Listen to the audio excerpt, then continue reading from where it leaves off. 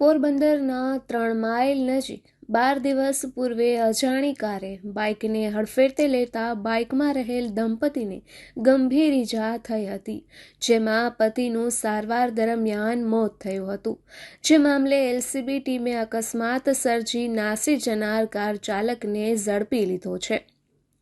પોરબંદરના બોખીરા વિસ્તારમાં રામદેવ પીરના દ્વારા પાસે રહેતા લીલાવંતીબેન નવઘણભાઈ સગારકાએ 12 દિવસ પૂર્વે ફરિયાદ નોંધાવી જણાવ્યું હતું કે તેઓ સામાજિક પ્રોગ્રામમાં હાજરી આપી પતિ નવઘણભાઈ સાથે બાઇક પર નેવી ઓફિસર ક્વાર્ટર તરફ જઈ રહ્યા હતા અને 3 માઇલ થઈ સર્વિસ રોડ ઉપર દ્વારકા બાજુએ MES ક્વાર્ટર સામે સર્વિસ રોડ ઉપર રાત્રિના 9 વાગ્યાના અરસામાં પહોંચ્યા ત્યારે દ્વારકા બાજુથી કાર પૂર ઝડપે આવી હતી અને નવઘણભાઈના બાઇકને હડફેટે લેતા દંપતી નીચે ફંગોળાઈ ગયું હતું.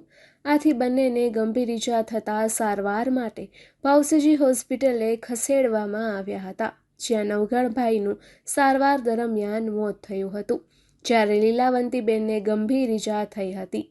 અકસ્માત સર્જી નાસી જનાર કાર ચાલક અંગે એલસીબીના ઇન્ચાર્જ પીઆઈ RK કાંબરિયાના માર્ગદર્શન હેઠળ એલસીબી ટીમે બનાવની આસપાસના વિસ્તારના નેટ્રમ કમાન્ડ કંટ્રોલ સેન્ટર અંતર્ગત લગાડેલ CCTV કેમેરા દ્વારા તથા ખાનગી રાહે તપાસ કરતા અકસ્માત સફેદ કલરની ચોક્કસ નંબરની કારે સર્જ્યો હોવાનું સામે આવતા કારના માલિક અંગે ગુજકોપ એપ્લિકેશનમાં સર્ચ કરતા આ કાર રાતડી ગામના વણકરવાસમાં રહેતા રણજીત પુંજાભાઈ સાદિયાની હોવાનું જણાઈ આવતા તેને એલસીબી કચેરી ખાતે લાવી પૂછપરછ કરતા તેણે અકસ્માત અંગે કબૂલાત આપી હતી. આથી પોલીસે તુરંત તેની ધરપકડ કરી આગળની કાર્યવાહી અર્થે ઉદ્યોગનગર પોલીસ મથકને સોંપી દીધો છે. નિપુલ પોપટ, પોરબંદર ટાઈમ્સ.